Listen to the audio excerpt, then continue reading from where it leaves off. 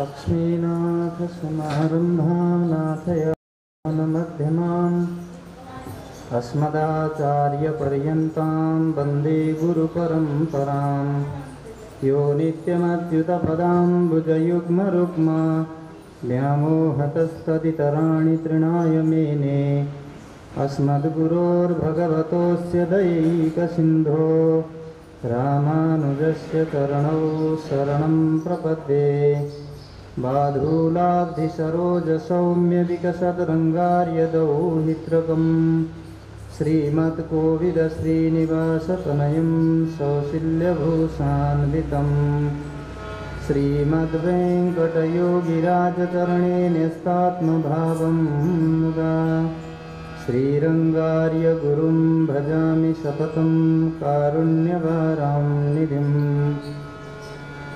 कस्तूरीतिलकं ललाटपटले वक्षस्थले कौस्तुभं नासाग्रे वरमौक्तिकं करतले वेणुकरे कङ्कणं सर्वाङ्गे हरिचन्दनं सुललितं कण्ठे च मुक्तावले गोपश्री परिवेष्टितो विजयते गोपालचूडामणि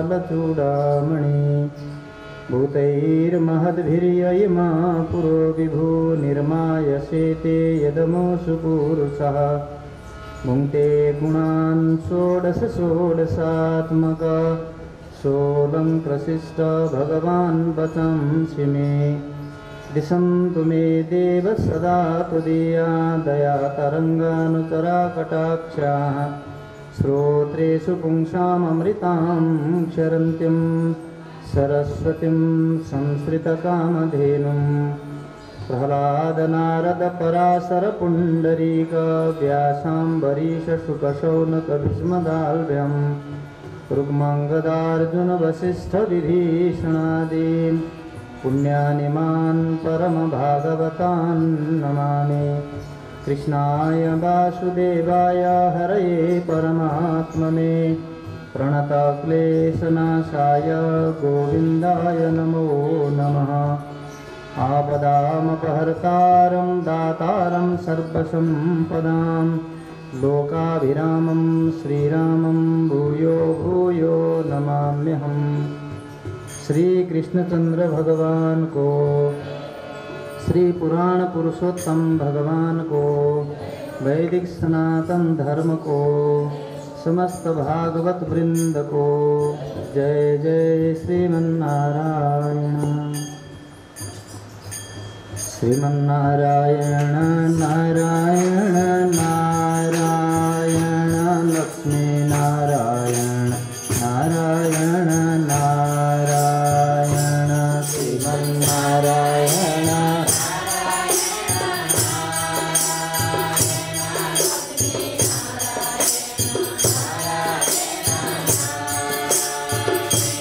मूर्ति नारायण नारायण नारायण बगरे नारायण नारायण नारायण मूर्ति नारायण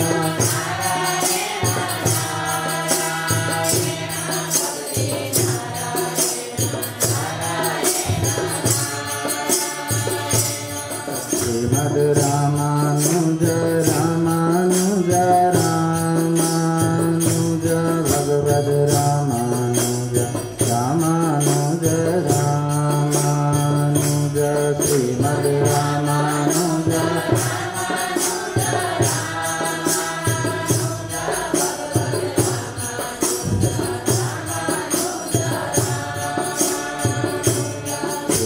श्रीमन्नारायण नारायण नारायण लक्ष्मी नारायण नारायण नारायण श्रीमन्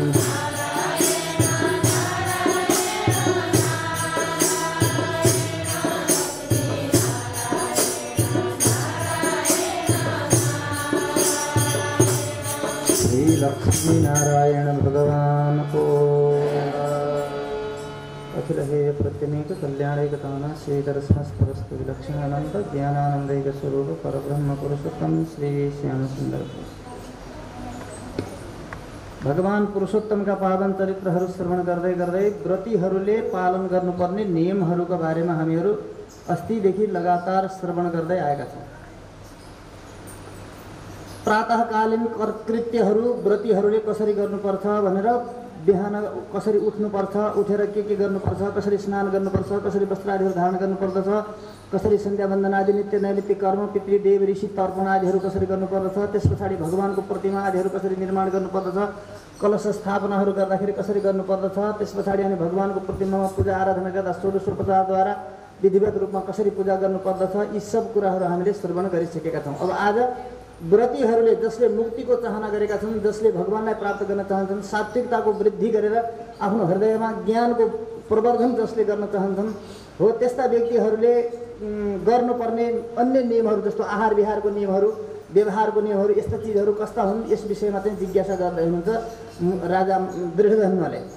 उहाँले सोध्नुभयो कि पुरुषोत्तम मासस्य नियमां व्रतिनां वद विस्तर किं भोज्यं किं अभोज्यं वा वर्ज्या वर्जे तपोधन। हे वाल्मीकि महामुनि, यो पुरुषोत्तम मासको व्रत गर्न चाहने, यसबाट भगवान पुरुषोत्तमलाई प्रसन्न गरेर अमूल्य मानव जीवनलाई सफल बनाउन चाहने यस्ता साधकहरूले, यो व्रतीहरूले, यस्ता व्रत गर्ने व्यक्तिहरूका लागि विस्तारपूर्वक मलाई यो बताउनुहोस् कि भोज्य किम अभोज्य, के खान हुन्छ के खान हुँदैन। व्रतमा व्रत गर्ने व्यक्तिले खान नखान योग्य र वर्ज्य अवर्ज्य, के छोड्नु हुन्छ के छोड्नु हुँदैन, यस्ता चिजहरूलाई राम्रोसँग सुनाउनुहोस्। व्रतीहरूलाई भगवानलाई प्रसन्न गर्नका निमित्त पवित्रताको लागि आवश्यक पर्ने नियमहरू यी मलाई सुनाउनुहोस् भनेर सोद्धाखेरि नारायण भगवान हुनुहुन्छ। यसरी राजा दृढधनुले सोधेपछि वाल्मीकि मुनिले अत्यन्त सुन्दर परम पुरुष परमात्मालाई प्राप्त गरेर निश्रेयस प्राप्ति भनिन्छ। नितराम श्रेय, निरन्तर कल्याण, निरन्तर मुक्ति, निरन्तर आनन्द, निरन्तर सुख हो, त्यस्तो प्रकारको त्यो सौख्यलाई प्राप्त गर्नका निमित्त तपाईँलाई म सुनाउँछु भनेर प्रसन्न भएर उहाँले नियम सोधेको हुनाले के खान हुन्छ के खान हुँदैन, के गर्नुहुन्छ के गर्नु हुँदैन, कहाँ जानुहुन्छ कहाँ जानु हुँदैन, के बोल्नुहुन्छ के बोल्नु हुँदैन, कोसँग सङ्गत गर्नुहुन्छ कोसँग हुँदैन, व्रतीले आफ्नो व्रतलाई सफल गर्नका निमित्त, आफ्नो कर्तव्यलाई सफल गर्नका निमित्त कसरी रहनुपर्छ यो नियम सुनाउनुहोस् भनेर यसरी सोधेको थियो। बडा खुसी भएर वाल्मीकि मुनिले नियम सुनाउँदै हुन्छ के खाने के नखाने व्रतीहरू। माने आफ्नो अन्तःकरणलाई शुद्धि गरेर मन शुद्ध बनाएर पवित्र बुद्धि बनाएर भगवानमा लगाएर यो जीवनको सार्थकता र साफल्यता प्राप्त गर्नका लागि के नियम आवश्यक छ, के छोड्नुहुन्छ के खानुहुन्छ, यो कुरा सुनाउँदै हुनुहुन्छ। पुरुषोत्तम मासे नियमा परिकीर्तिता तान शृणुस्व मया राजन कथ्यमाना समासतः। विस्तारपूर्वक सुनाउने हो भने त धेरै लामो हुन्छ, त्यति लामो कुरा तपाईँलाई म सुनाउन संक्षिप्तमा छोटकरीमा तपाईँलाई संक्षिप्त रूपमा म तपाईँलाई सुनाउँछु। पुरुषोत्तम मासका जो व्रतीहरू छन् त्यस्ता व्रतीहरूका लागि बनाइएका नियमहरू, के नियमहरू कसरी पालन गर्नुपर्छ भोज्य भोज्य विषयमा यी सब कुरा म तपाईँलाई सुनाउँछु भन्नुहुन्छ। पहिलो कुरा त के गर्नुपर्छ भने पुरुषोत्तम मासका व्रतीहरूले हविष्यान्नम च भुञ्जित प्रयतः पुरुषोत्तमे। व्रत गर्ने व्यक्तिले हविष्यान्न मात्र भोजन गर्नुपर्छ। हविष्यान्न भनेको हवन गर्न योग्य, देवतालाई चढ्न योग्य, जो शुद्ध छ, पवित्र छ, सात्विक छ हो, त्यस्ता पदार्थहरू। हविष्य भनेको भगवानलाई भोग लगाएको वस्तु हविष्य हुन्छ। भगवानलाई भोग लगाएको छैन भनेदेखि त्यो हविष्य हुँदैन। चाहे दुध पनि छ भने हुन त त्यो दुध सात्विक हो, तर भगवानलाई भोग नलगाइकन खायो भने दुध पनि हविष्यान्न हुँदैन। त्यस्तै प्रकारले कुन हविष्यान्न हुन्छ कुन हुँदैन त्यो नियम पनि यहाँ तल सुनाउँछ। सुन्नुहोस्, सोमया राजन भन्नुभयो यसरी। गोधुमा सालया सर्वा सीता मुद्गा यवास तिला। के खाने चिजहरू पनि पहिला बताउँदैन होइन। जस्तो के भन्नुहुन्छ भन्दाखेरि गहुँ भयो होइन, चामल भयो, साले इत्यादि धानहरू इत्यादिहरू चामल भयो, गहुँ चामल भयो, गुड भयो होइन, सक्खर, यस प्रकारले गुड आदिहरू भयो। यसबाहेकका सबै प्रकारका जस्तो मिश्री भयो, गुलियो पदार्थहरू, मिश्री, चिनी इत्यादिहरू यी लिनुहुन्छ होइन। अब दालमा जस्तो मुङको दालहरू भयो, जौ भयो, यसलाई देवान्न पनि भनिन्छ, जौ इत्यादिहरू भयो, तिलहरू भए, अनि केराउको दाल भयो, काउनो भनिन्छ, त्यस्तो प्रकारको पहाडमा बढी प्राप्त हुन्छ, यतातिर त हुँदैन होइन। काउनो भयो, अनि आफै उम्रेका धानहरू भन्छ, त्यो लिमडे धान भन्छन् यतातिर चाहिँ, उसरी चाहिँ त्यो तिल्लीको धान भनेर भन्छन्, तिल्लीको चामल भन्छन् अहिले हो। त्यस्तो प्रकारको जो रातो रातो हुन्छ, त्यस्तो प्रकारको बोक्रा त्यो सेलर मेलहरूमा त्यस्ता प्रकारले नपिसाइकन एक सरो ढिक्कीमा कुटेको त्यस्तो प्रकारको राम्रो अक्षत रूपमा बनेको हो यस्तो धानहरू यो खान मिल्छ, यस्तो चामलहरू। अनि त्यसै प्रकारले जस्तो अब बथुवा इत्यादिहरू भयो, अनि भन्नुहुन्छ कि अरू पनि मुला साग इत्यादिहरू इत्यादि, अदुवा भए, अनि त्यस्तै प्रकारले मुलाहरूमा जस्तो जरा भएका चिजहरूमा कन्दमूल, तरुल इत्यादिहरू लिन सकियो। अनि त्यसै प्रकारले काँक्रोहरू लिन सकियो होइन, केराहरू भयो।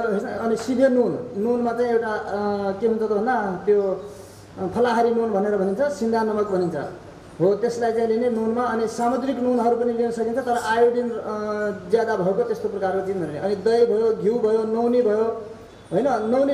नौनी ननिकालेको दुध, क्रिम निकालेको हुन्छ, त्यस्तो प्रकारको होइन, राम्रो क्रिम आदिहरू ननिकालेको त्यस्तो दुधहरू पनि लिनुहुन्छ।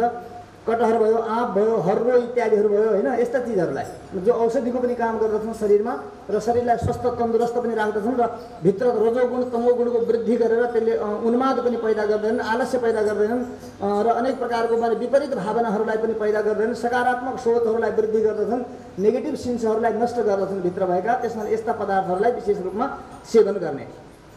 अनि औषधिहरूमा अरूमा भन्नुहुन्छ पिप्पला भयो होइन, जिरा भयो, सुठ भनिन्छ त्यो सुकाएको अदुवा इत्यादिहरू भयो, इमली भयो, यस्ता प्रकारले होइन। तित्री पनि भन्छन् कसैलाई। अनि सुपारी, ल्वाङ, अमला होइन। अनि उखुबाट बनेको गुड आदिहरू त्यस्तो होइन। यस्ता चाहिँ गुडभन्दा बाहेक अरू चिनी, सक्खर, मिश्री आदिहरू यस्ता चिजहरू। अनि यी मनुष्यहरूका लागि उपवासको लागि बराबर भनिएका यी सबै प्रकारका चिजहरू बढी राम्रोसँग प्रयोग गर्नु। हविष्यम भोजनम निर्णाम उपवास समम विदु। हविष्य भोजन यी सबै चिजहरू पनि जो चिजहरू खानु भनिएको छ यी खाने चिजहरू पनि भगवानलाई भोग लगाएर खायो भने मात्रै त्यो हविष्य हुन्छ है। हवि भनेको भगवानलाई प्रयोग भएको, भगवानमा चढाइएको, प्रसाद बनाइएको, भगवानमा समर्पण गरिएको त्यो वस्तु चाहिँ यसरी हविष्य हुन्छ। सर्वा मिषाणी मांसम च क्षौद्रम सौवीरकम तथा सबै प्रकारका जो आमिष भनिन्छ, मांस तुल्य मानिन्छन्, जो मासु नै नभए पनि मांस तुल्य अपवित्र मानिन्छन्, जो त्यस्ता चिजहरूलाई जसले आलस्य पैदा गर्दछन्, प्रमाद पैदा गर्दछन् र जसले चाहिँ तमोगुणको वृद्धि गरेर ज्ञानलाई ढाकिदिन्छन् र मनलाई पनि दूषित बनाइदिन्छन् र बुद्धिलाई पनि विपरीत सोच्नेवाला बनाइदिन्छन्, त्यस्ता भोजनहरू नगर्ने। त्यस्ता भोजनहरू गर्दाखेरि आफैलाई यस्तो आन्तरिक रूपमा नै यसरी नोक्सान हुन्छ। जस्तै के त भन्दाखेरि राजमासादिकम चैव भन्छ होइन। राजमास भन्नाले मासको राजमास भयो, मास भयो, भटमास भयो, यो खानु हुँदैन। यसले गरिष्ठ गर्दछ। यसले गरिष्ठ गरेर यसले के गर्छ त भन्दाखेरि अत्यन्तै भित्रबाट गर्मी पैदा गर्छ। यसमा मास नखाने अनि भटमासहरू नखाने, राजमास भनिन्छ त्यसमा, यो राजमास पनि नखाने र मादक पदार्थहरू जति पनि मात लाग्ने पदार्थहरू जति हुन्छन् ती कुनै पनि नखाने। मात लाग्ने पदार्थहरू, नसालु चिजहरू कुनै पनि नखाने। नसालु पदार्थहरू व्रतीहरूले खानु हुँदैन। दुई दल भएका दाल आदिहरू पनि के हुन्छ त भन्दाखेरि ठिक्क मात्रामा थोरै मुङ आदिहरूको दाल त खानु भयो, तर अरू चाहिँ दालहरूले गरिष्ठ गर्दछन्। गरिष्ठ गरेपछि शरीरमा आलस्य पैदा हुन्छ र साधना गर्न सकिँदैन। त्यसैले दालहरूलाई पनि नखाने। तेल नखाने भन्नुहुन्छ हो। यस्ता प्रकारले तेल आदिहरू नखाने, तेलको ठाउँमा घिउ प्रयोग गर्ने बरु हो। त्यसैले तेल आदिहरू नखाने तथा शाल्य दूषितम होइन। शल्य दूषितम भनेको जस्तो मुसाले भित्र राखेको छ, मुसा लागेका छन्, अब मुसाले काटेको त्यो मुसाले जुठो बनाइदियो। अरूहरू पनि त्यस्ता प्रकारका कुनै किराहरू परेको, त्यस्तो प्रकार किराले खाएको त्यस्ता चिजहरू ल भइहाल्यो नि त, सरसफाइ गरेर खाउँ भन्छन्। व्रतीहरूले त्यो खानु हुँदैन। मुसा लागेको, त्यस्तै प्रकारले किरा लागेको यस्तो पदार्थहरू जो छ त्यो चाहिँ त्यो चिज पनि व्रतीहरूले लिनु हुँदैन। र विचार के गर्नुपर्छ त भन्दाखेरि धेरै प्रकारको अन्न दूषित हुन्छ। दूषित अन्न चाहिँ खानु हुँदैन। दूषित अन्न कस्तो कस्तो हुन्छ त भन्दा भाव दुष्टम हुन्छ। एउटा भावनाले दूषित भएको हुन्छ, क्रिया दुष्टम कर्मले दुष्ट भएको हुन्छ, शब्द दुष्टम शब्दले दुष्ट भएको हुन्छ। यस्ता चिजहरूलाई तीन प्रकारको दोषले युक्त भएको अन्न जस्तो सुकै भए घिउ दुधै भए पनि त्यो चिज खानु हुँदैन। घिउ दुध पनि यदि भाव दुष्ट हुन्छ, क्रिया दुष्ट हुन्छ र अनि त्यसै प्रकारले शब्द दुष्ट हुन्छ भनेदेखि यो नखाने। भाव दुष्ट भन्नाले कस्तो त भन्दा जस्तो तपाईँले दही खाँदै हुन्छ अथवा के खाँदै हुन्छ, राम्रोसँग दही मजाले जमेको दही साह्रो भएर जस्तो माटोको भाँडामा दही जमाउने हुन्छ, दही राम्रो जमेको छ। कति अरू नखाने चिजहरू खाने व्यक्तिहरूले के भनिदिन्छ, त्यो दहीलाई तपाईँले एक निकालेर यसो पानाहरू निकालेर दहीको निकालेर भाँडामा हाल्दै हुनुहुन्छ, माने चम्मचले निकालेर हाल्दै हुनुहुन्छ। त्यो देखेर कतिपयले तपाईँलाई के भनिदियो त भन्दा ओहो कस्तो कलेजो जस्तो जम्या रहेछ दही त भनिदियो। मानौँ अब कसैले त्यो भनिदियो भनेदेखि त्यो दही त दही खानुभयो तपाईँले, तर त्यसमा उसको शब्द दूषित भयो, उसको भावनाले दूषित भयो। त्यो चिज तपाईँले खानुभयो भने त्यो अखाद्य वस्तुको जो उसले नाम लियो त्यो खाँदाखेरि तपाईँको मन जति दूषित हुन्थ्यो त्यो दही खाँदाखेरि पनि त्यति नै दूषित हुन्छ। त्यसकारण त्यसरी कसैले दूषित बनाइदिएको छ भने त्यो पनि खानु हुँदैन। व्रतीहरूको त्यो भावनाले दुष्ट भइसक्यो, त्यो त्यसमा गलत भावना गरियो, त्यसमा गलत भावना गरेर खानु हुँदैन। अरूहरू पनि यस्तै चिजहरू कुनै पनि खाने चिजमा यो त फलानु जस्तो भनेर नखाने चिजको भावना त्यसमा गरिदिएको छ कसैले र त्यसलाई दूषित बनाइदिएको छ भने त्यो चिज खानाले पनि भित्र मनमा असर पर्दछ, बुद्धिमा असर पर्दछ। त्यसकारणले त्यो मन बुद्धिलाई सुरक्षित गर्नका निमित्त त्यस्तो दुष्ट पनि नखाने। क्रिया दुष्टम काममा बनाउँदाखेरि अब बनाउने त हो भनिदियो, पानी अब भाँडा बर्तनहरू सफा गरेको छैन, राम्रोसँग धोइ पखाली बनाएको छैन, शुद्ध पवित्रताको ख्याल नगरिकन बनाइएको छ, त्यस्तो भन्दा त्यो क्रिया दुष्ट भयो। काममै दूषित भइहाल्यो। पहिले नै बनाउँदैखेरि जस्तो कि कहिलेकाहीँ भन्छौँ नि हामीहरू, कहिलेकाहीँ यो त हामी कतिजना छौँ भने मान्छेका टाउका भनेर 10 जना छौँ, ल 4 मना चामल पकाउने हुन्छ भनेर 10 जनाको लागि 4 मना चामल पकायो, त्यो भगवानलाई भोग पनि लाग्दैन। क्रिया दुष्ट भनेको यस्तो हुन्छ कि जस्तो तपाईँले बजार त समुद्र जस्तो हुन्छ, बजारबाट 1 किलो चिनी किनेर ल्याउनु भयो, मिस्टी किनेर ल्याउनु भयो, अब केरा किनेर ल्याउनु भयो अथवा कुनै फल किनेर ल्याउनु भयो। बाटोमा कुनै बच्चाहरू लिएर जाँदै थियो, बच्चा रुँदै गरेको देखेर तपाईँलाई दया लाग्यो, तपाईँले 1 मुठी चिनी उसलाई दिइदिनु भयो अथवा एउटा मिस्टीको टुक्रा दिनुभयो, त्यसबाट आफूले किनेर ल्याएको फलबाट एउटा फल निकालेर दिनुभयो। अब त्यो के भयो त भन्दा क्रिया दुष्ट भइसक्यो। त्यसो भयो भन्नाले अब त्यो यहाँ ल्याएर भगवानलाई भोग लाग्दैन। छुट्याएर पहिले नै त्यसबाट जो भगवानको लागि भनेर दिएको छ त्यो भगवानलाई मात्रै सिधै समर्पण हुनुपर्दछ। अर्काको नाम लिइसकिएको छ र अर्कालाई त्यसबाट दिइसकेको छ भने क्रियाद्वारा दुष्ट भयो। शुद्धाशुद्धिको ख्याल नगरेर, पवित्रताको ख्याल नगरिकन त्यस प्रकारले त्यो चिजलाई प्रयोग गर्नलाई त्यो भविष्य बन्दैन। त्यसकारण त्यस्तो चिज पनि क्रिया दुष्ट पनि नबनाऊ। शब्द दुष्टम, कसैले नराम्रो बोलिदियो, त्यसमा कुनै चिज नराम्रो बोलिदियो, त्यस हुनाले पहिले चुला खाने, एकान्तमा खाने स्वयं पाकेहरू जो हुन्थे उनीहरू कागले कराउँदाखेरि, कुकुरले कराउँदाखेरि, चण्डालहरूले कराउँदाखेरि, अधर्मीहरूले कराउँदाखेरि, बोल्दाखेरि उनीहरूको आवाज सुनेपछि खाँदैन। क्रिया गर्दा कसो गर्छन्? क्रिया गर्दाखेरि क्रियाकारी भित्र बसेको छ होइन, भित्र बसेको छ भने उसले चाहिँ शुद्ध पवित्र खानका निमित्त खाओस् भनेर, त्यस्तो उसका दुष्ट अन्न दूषित नहोस् भनेर मान्छेहरू बाहिर पहरा बसेका हुन्छन्। काग आएका हुन् त्यसलाई पनि हटाउँछन् होइन, उडाउँछन्, भगाउँछन्। कुकुर आयो भने कुकुरले नजिकमा नभुकोस् भनेर त्यस प्रकारले त्यो गर्छन्। त्यो आवाज सुनेर पनि खानु हुँदैन अरे त्यस्तो प्रकारले। त्यसो भएको हुनाले यस्ता यस्ता चिजहरूबाट बाँच्ने। परान्नम च परद्रोहम परदारागमन तथा परान्नम त्यो व्रतीहरूले जहिले पनि आफ्नो परिश्रम र मेहनत आफ्नो कर्म र प्रारब्ध अनुसार जे प्राप्त भएको छ त्यही खानु पर्दछ। अर्काको अन्न खान पाइयो भनेर अर्काको खाएर व्रत हुँदैन। अर्काकोमा खाइदिएको छ, अर्काको अन्न खाइदिएको छ, अर्काको चिजहरू खाएको छ अनि व्रत गरिरहेको छु भनेको छ अनि त्यस्तो प्रकारको व्रत सफल हुँदैन। त्यो व्रतभरिमा आफ्नो परिश्रम आफ्नो मेहनत इमान्दारीपूर्वक कसैलाई दुःख नदिइकन स्वेच्छाले प्राप्त भएको भनेर आफ्नो प्रारब्ध र आफ्नो स्वकर्मद्वारा आफ्नो मेहनतद्वारा प्राप्त भएको सम्पत्ति मात्रै खर्च गरेर खानु। यसरी अरू अर्काको सम्पत्ति नखानु, अर्काको अन्न पनि नखानु। परद्रोहम अरू कसैको द्रोह पनि नगर्नु, कसैसँग पनि द्रोह नगर्नु। व्रत गरुन्जेलसम्म यता व्रत गरेको छ, उता रिसले तुरमुरिएको छ, कहिले झगडा पनि गरेको छ, कहिले कसैका गोडा काटेको छ, कहिले कसैका कुरा काटेको छ, कहिले के गरेको छ। यसो गरेर फेरि व्रत सफल हुँदैन। कसैलाई पनि निन्दा नगर्नु, कसैको पनि द्रोह नगर्नु, कसैसँग पनि ईर्ष्या डाह रिस भन्ने कुरा गर्दै नगर्नु। सबै भगवानका विभूतिहरू हुन्, सबै भगवानको यो सृष्टि हो, विचित्र भगवानको यो फुलबारी हो।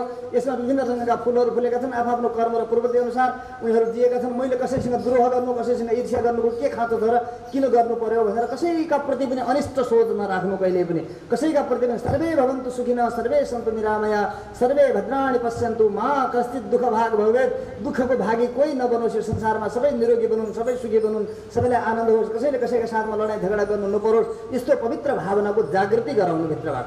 परद्रोह नगर्नु, परदारागमन तथा परदाराहरूमाथि खराब नजर नलगाउनु। तीर्थम बिना प्रियाणम त परदेशम परित्यजेत।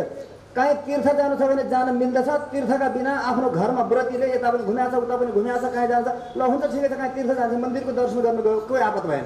कुनै तीर्थमा स्नान गर्नका निमित्त गयो, घरबाट बाहिर निस्किनु पर्यो भने कि त तीर्थमा जाने, कि त सत्सङ्गमा जाने, कि त चाहिँ यस प्रकारले कुनै अथवा राम्रो धार्मिक क्षेत्रहरूमा मात्रै जाने। परदेशमा देशाटन इत्यादि गर्नु हुँदैन। जाउँ त घुम्नका लागि रमाइलो गरेर मनोरञ्जन पिकनिक खान अथवा कोही रमाइलो गर्नका निमित्त व्रत पनि बसेको छ, यता उता पिकनिक पनि गएको छ, अथवा कहाँ घुम्नका लागि विदेशतिर गयो भने त्यसरी हिँड्न मिल्दैन।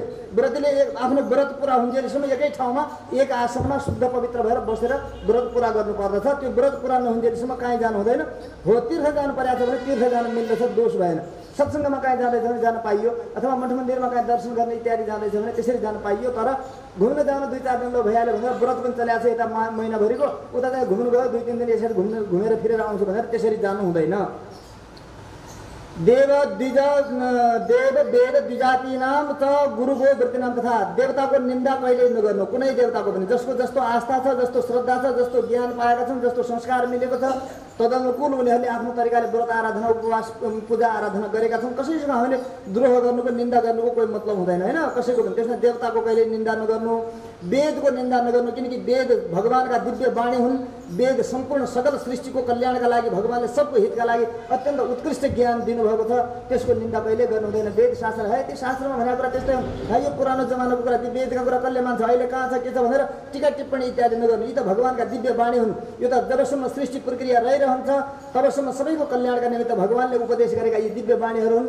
यिनमा भनेका कुराहरू यथार्थ सत्य हुन्। यिनले मानवको अवश्य हित गर्दछन्। त्यसो भएको हुनाले प्राणी मात्रको हित गर्ने यस्ता चिजहरूको निन्दा सुन्नु पनि हुँदैन, गर्नु पनि हुँदैन। वेदको निन्दा, देवताको निन्दा, द्विजाति नाम ब्राह्मण आदिहरूको निन्दा नगर्नु।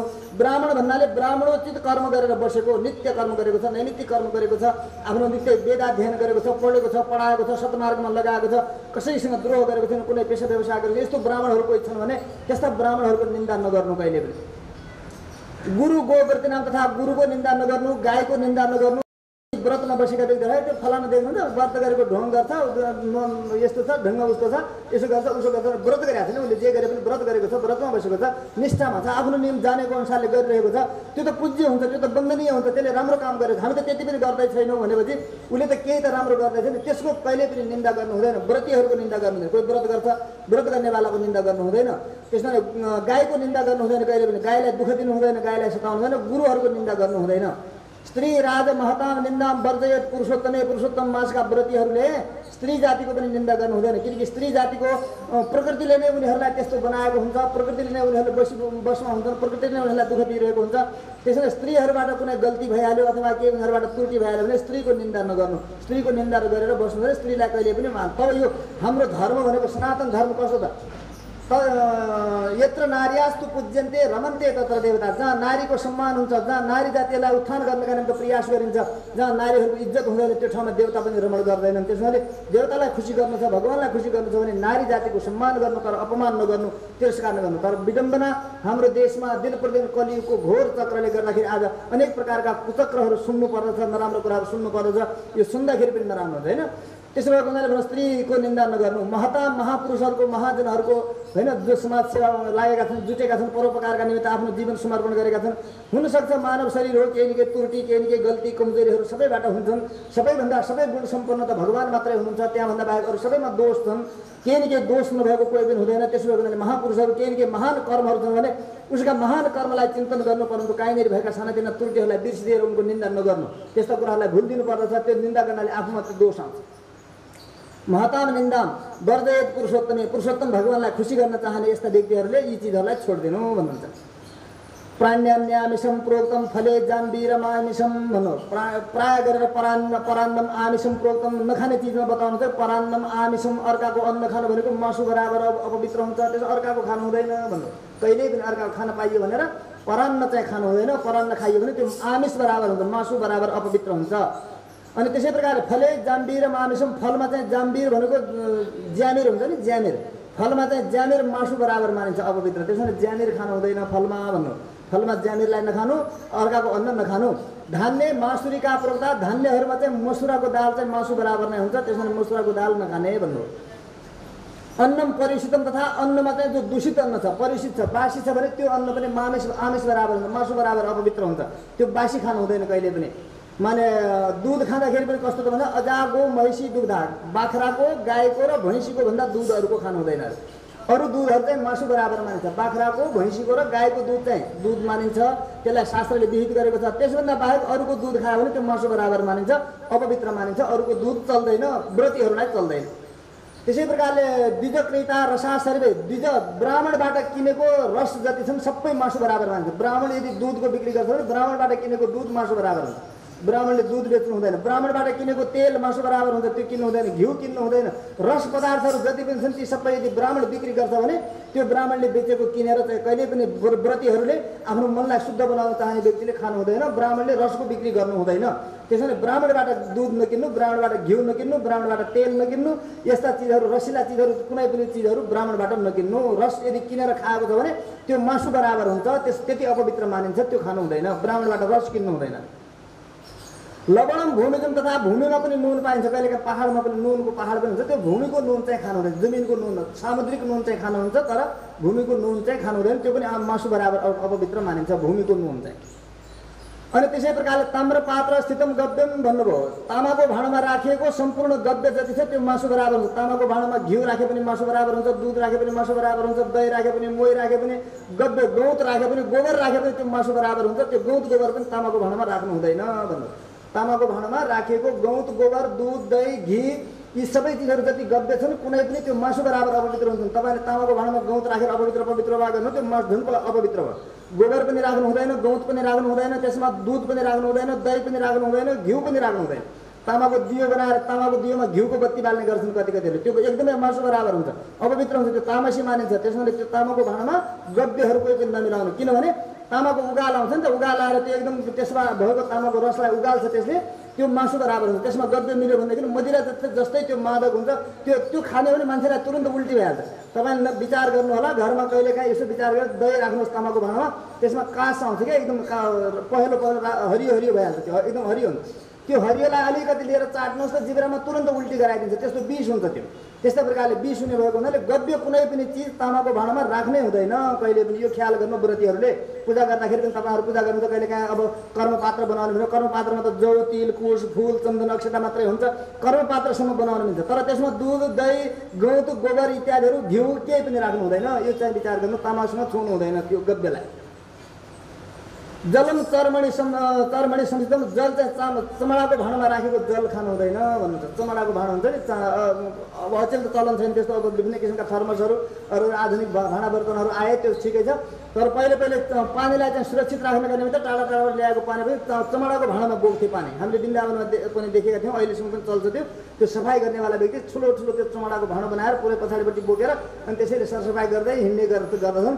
पिउने पानी पनि चमडाको भाँडामा त्यसरी राखेको हुन्थ्यो। त्यस्तो प्रकारको पानी पिउनु हुँदैन, त्यो मासु बराबर नै हुन्छ। आत्मार्थम पाचितम अन्नम, आफ्ना निमित्त भनेर पकाएको अन्न मासु बराबर अपवित्र हुन्छ। त्यसैले पकाउँदाखेरि ख्याल गर्नु, कुनै पनि चिज बनाउँदै हुनुहुन्छ भनेदेखि त्यो भगवानका लागि भनेर भगवानका लागि बनाउनुहोस्। आफ्ना निमित्त भनेर फल पनि अमन्य गर्न पाइँदैन।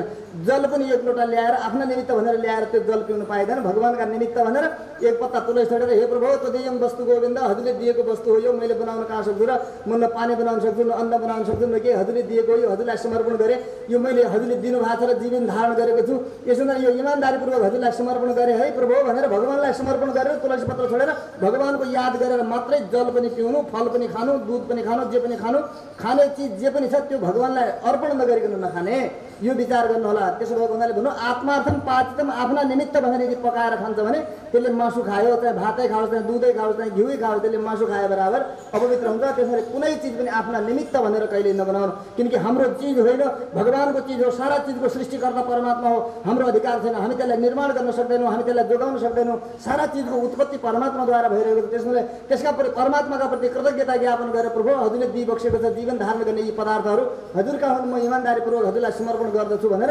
भगवानमा समर्पण गरेर खानुहोस्, चढाएर खानुहोस् भगवानलाई। त्यसै प्रकारले भन्नुहुन्छ कि आमिषम तद्बुधैसम, यस्ता यस्ता चिजहरूलाई आमिष मासु बराबर मानिएको छ। ब्रह्मचर्य मधा संयाम, ब्रह्मचर्यको व्रत पालन गर्नु, ब्रह्मचर्यमा रहनु, आफ्नो धातु इत्यादिलाई रक्षा गर्नु, किनकि जीवनको एउटा महान जीवनलाई उदात्त गर्नेवाला, बुद्धिलाई विकसित गर्नेवाला, शरीरको सबभन्दा मूल रस भनेकै त्यही हुन्छ। त्यस कारणले धातुको रक्षा गरेर ब्रह्मचर्य व्रतमा रहनु, व्रत रहँदैसम्म ब्रह्मचर्य व्रत पालन गर्नु।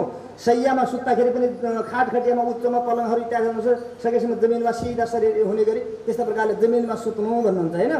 पत्रावल्याम त भोजन गर्दाखेरि पनि विभिन्न प्रकारका भाँडा बर्तन इत्यादिहरूमा त्यसरी खानुभन्दा पनि पत्तलमा खानु। अब कतिपय सभ्यहरू त के गर्छन् आजहरू भने पत्तलमा खानु दिने भने हामीलाई अपहेल नगरेको, हेला गरेको, हामीलाई भाँडा बनाएर पत्तलमा खानु दिने भन्छ, त्यस्तो सोध्छन् क्या कति त्यसो होइन। पत्तलमा खानु भनेको सबभन्दा दक्षिण भारतमा जाने हो भने अहिले पनि त्यहाँ होटलमा समेत तपाईँलाई केलाका पत्तामा खान दिन्छ, थालहरू दिँदैन। त्यो एउटा पत्तल भनेको त्यस्तो चिज हो, एउटा पवित्र चिज हो, खायो फाल्दियो, न कसैको दूषण हुन्छ, न कसैको धुनु पऱ्यो, न के गर्नु पऱ्यो, कसैको होइन रोग सर्ने इत्यादिहरू विभिन्न समस्या पनि भएनन्। खान्छ आफ्नो थाल लगेर फालिदिन्छ, सकिएको काम खतम, बिचरा भाँडा बर्तन धुनेलाई पनि झन्झट भएन, केही भएन, हो त्यो पनि राख्नु भयो। त्यसैले पत्तलमा विशेष गरेर व्रतीहरूले अर्कालाई आफूले धुन सकिएन भने पनि अरू फालिदिए भइहाल्यो। अब अर्कालाई धुन लगायो भने पाप लाग्ने भयो। त्यसैले व्रतीहरूले पत्तलमा भोजन गर्नु। भोजन कतिखेर गर्ने त भन्दा दिनभरि भगवानको आराधना गर्दा गर्दै बिहान स्नान गर्दै सन्ध्यावन्दन गर्दै तर्पण आदिहरू गर्दै बित्यो। त्यसपछि दिउँसो भगवानको सेवा आराधना गरियो। त्यसपछि के गर्दा गर्दै चतुर्थ समय बितिसकेसम्म पुगिसकेको हुन्छ। बेलुकाको चतुर्थ प्रहरमा बेलुकातिर भोजन गर्ने। भोजन एक टाइम बेलुकातिर सूर्य अस्त हुनुभन्दा 2 घन्टा पहिले नै खाइसक्नुपर्छ है भोजन। जति छिटो बेलुकाको भोजन जति छिटो गरेर तपाईँहरूले खाएर सुत्नुभयो, अरू बेला पनि स्वास्थ्यका लागि पनि बेलुकाको भोजन जति ढिलो गरेर तपाईँले खानु पनि सूर्यास्त पछाडि जति ढिलो गरेर खानुभयो त्यति नै स्वास्थ्यका लागि हानिकारक हुन्छ। त्यसैले बेलुकाको भोजन गर्नेहरूले सूर्य अस्त हुनुभन्दा 2 घन्टा पहिले नै भोजन गरिसकेर सुत्नुभन्दा कम्तीमा पनि 4 घन्टा पहिले भोजन गरिसकेको हुनुपर्छ। भोजन गरिसकेपछि 4 घन्टा पछाडि मात्रै बिस्तारमा जाने। अब हामी त अटसपटस गरी पेट फुट्ने गरी खायौँ र अनि उठ्न बस्न नसकिने भएपछि गयौँ र डङ्लङ पछारिन्छौँ त्यो बिस्तारामा, अनि त्यो पच्दैन अनि डायबिटिजहरू दुनियाँभरिका रोगहरू त्यस कारणले हुन्छन्। त्यसैले त्यसलाई चाहिँ खाने पनि एउटा नियम बनाउनु पर्छ। कसरी त्यसलाई कम्तीमा 2-3 घन्टा त्यसलाई शरीरलाई यसो खेलाइराख्ने हिँडिराख्ने। खाएपछि पनि भोजनान्ते शतपदम गच्छेत, भोजन गरिसकेपछि कम्तीमा 100 पाइला जति हिँड्नु, हल्लिनु, अलिकति शरीरमा त्यो ठिकठाक होस्, अलिक राम्रोसँग पचन पाओस्, पाचन क्रिया राम्रो बनोस्, यसका लागि पनि भनेको छ। त्यसमा चतुर्थ काले भुक्तिन्छ, दिनको चौथो प्रहरमा भोजन गरिहाल्ने। त्यसमा ढिलो कोही 10 बजेसम्म खान्छन्, रातिको कोही 12 बजेसम्म खान्छन्। दिनभरि खेलिराखेको के गरिराख्यो, 12 बजे खायो, बिहान 4 बजे उठ्नु छ, त्यो बिचारा सुतेर पस्दैन, बिहान अनि उयो अमिलो डकारा हुने, दुनियाँ हुने, सबै बिग्रिने, अनि के भयो म त बिग्रिएँ भन्यो, अनि दबाई खायो, दुनियाँभरिको अरू रोग बढायो हो। यसकारण यसलाई पनि विचार गर्नुपर्छ। प्रक्रियात पुरुषोत्तम, अनि त्यसै प्रकारले रजस्तोला अन्त्यजान मृत्यान पतितै व्रात्यकै तथा नबोल्ने। कतिजनासँग नबोल्ने त भन्दा रजस्तोला भएका बेलामा नारीहरूसँग नबोल्ने भन्नु। रजस्तोला अवस्थामा नारीसँग बोल्नु हुँदैन। अन्त्यजहरूसँग बोल्नु हुँदैन। जो अन्त्यज भनेका अन्तिम वर्णमा ब्राह्मण क्षेत्रीय वैश्य शूद्र भनिन्छन् हो, त्यसमा अन्त्यजहरूसँग नबोल्ने। म्लेच्छहरूसँग जो अधर्मीहरू छन्, जसले गाईको पनि यस प्रकारले हत्या गर्छन्, अरू चिजको पनि हत्या गरेका छन्, हिंसा गरेका छन्, प्राणीका प्रति दया छैन जसको मनमा, त्यस्ता म्लेच्छ जातिका व्यक्तिहरूसँग पनि व्रतीहरूले बोल्नु हुँदैन। किनकि बोल्यो भने ऊ दुष्ट छ, उसले खाने नखाने खाएको छ होइन, गरेको छ, हिंसा गरेको छ, उसको मनोवृत्ति ठिक छैन, बुद्धि ठिक छैन, केही नराम्रो बोलिदिएला, नराम्रो बोलिदियो भने आफूलाई पनि मन हो, मान्छेको वातावरण हो, नराम्रो बोलिएला, खाली बेकारमा झगडा होला, नबोल्ने चिज बोलिएला, व्रत खण्डित होला। त्यस कारण आफूलाई बचाउनका निम्ति त्यस्ता दुष्टहरूबाट बाँच्नु, त्यसबाट अलग रहनु, आफूले चाहिँ जोगिएर बस्नु, मलेच्छसँग नबोल्नु। पतितहरू छन्, धर्म भन्ने कुरा मान्दैन, अलिकति कोही टिका लगाएको छ रिसाइ गर्छन्, मन्दिर गयो रिसाइ गर्छन्, पूजा गऱ्यो रिसाइ गर्छन्, अलिकति केही राम्रो कुरा गर्नु खोज्यो रिसाइ गर्छन्, बौलाइहाल्छन् हो। यस्ता पतितहरूसँग पनि नबोल्नु। व्रात्यहरूसँग नबोल्नु। व्रात्य भनेको समयमा व्रतबन्धन नभएका व्यक्तिहरू।